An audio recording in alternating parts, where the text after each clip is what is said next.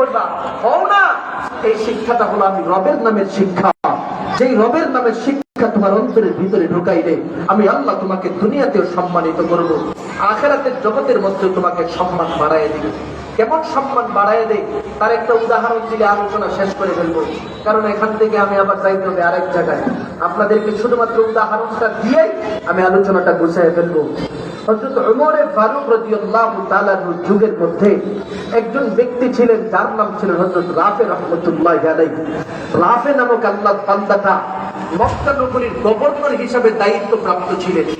ওনাকে ওমর ফারুক বলছিলেন যে, ও রাফে, তুমি যখন মক্কা নগরীতে কাউকে সম্মানের চেয়ারের মধ্যে বসাইবা, যাকে তাকে কিন্তু তুমি সম্মানের চেয়ারের মধ্যে বসাইবা না। কাকে বসাইবা? যেই ব্যক্তিকে তুমি কোরআন এবং হাদিস এবং ইসলাম জাননেওয়ালা ব্যক্তি তুমি বুঝবা, এই ব্যক্তিটাকে তুমি সম্মানের চেয়ারে বসাইবা। সুবহানাল্লাহ বলেন।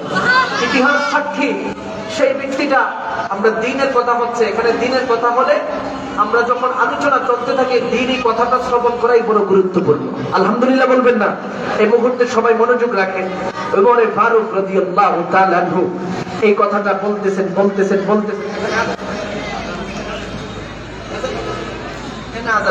এখানে আযান হলে আমাদের আযানের জবাবের জায়গা হলো এটা, বুঝতে পারছেন কথা?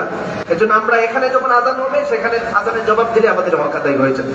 ওমর ফারুক রাদিয়াল্লাহু তাআলা আনহু তিনি রাফেকে বললেন, হে রাফে, শুনো, তোমাকে আমি এই মুহূর্তে ঘোষণা দিলাম, মানুষটা যত বড়ই দুর্বল হোক, যদি তার মধ্যে দ্বীনের শিক্ষা থাকে তাকে তুমি সম্মানের চেয়ারে বসাইবা।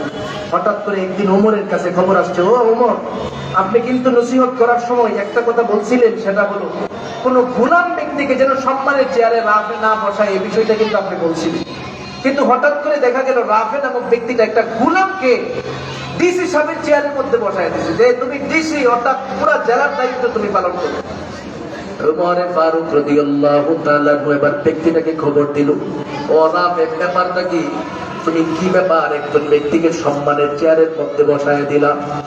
কথাটা শোনার সাথে সাথে বলে, ও খলিফাতুল মুসলিমিন, আমি ওই ব্যক্তিকে সম্মানের চেয়ারে বসানোর পিছনে কারণ হলো তার মধ্যে আমি তিনটা গুণ পেয়েছি।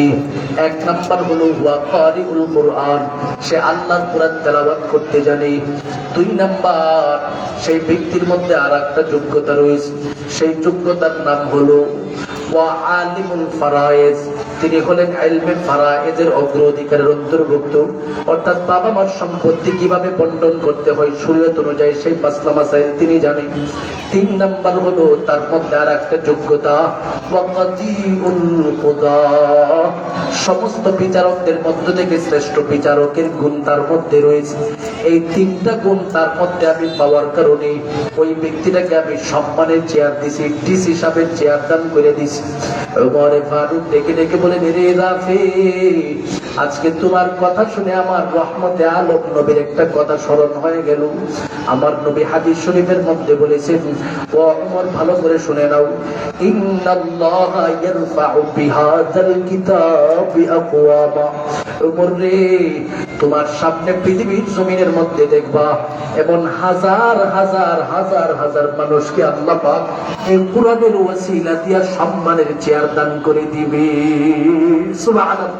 রাফি রাহমাতুল্লাহি আলাইহি বলেন, ও খলিফাতুল মুসলিমিন, আপনার এই কথাটা শুনে আমি আরো স্পষ্ট হয়ে গেলাম, আসলে আল্লাহ পাক কুরআনের ওসিলা দিয়া মানব জাতিদেরকে সম্মানের বড় চেয়ারটা দান করে থাকে। সুবহানাল্লাহ বলবেন না? তাহলে বোঝা গেল, পৃথিবীতে কোনো মানুষ যখন কোরআন পড়ে দ্বীন শিখে, যদি সে ফ্যামিলির ভিতরে থাকে, এই ফ্যামিলিতে অন্যান্য যত মানুষ কোরআন জানে না, তাদের চেয়ে থেকে আল্লাহ পাক ওই ব্যক্তিটাকে সম্মান বাড়াইয়া দেয়। শুধু এটা নয়, কোনো একটা সমাজের মধ্যে যখন একটা মানুষ শুধু কোরআন জানে, বাকি কেউ জানে না, তাহলে ওই ব্যক্তির তুলনায় কোরআন জানেওয়ালাকে আল্লাহ পাক সম্মানিত করে দেয়। কোনো একটা স্কুলের মধ্যে যদি সব মানুষ কোরআন জানে না, শুধু একটা ছেলে কোরআন জানে, ওই স্কুল প্রতিষ্ঠানের মধ্যে কোরআন জানেওয়ালা ব্যক্তিটার সম্মান আল্লাহ পাক আলাদা বানাইয়া দেয়। কোনো একটা কলেজের মধ্যে যদি এই ছেলে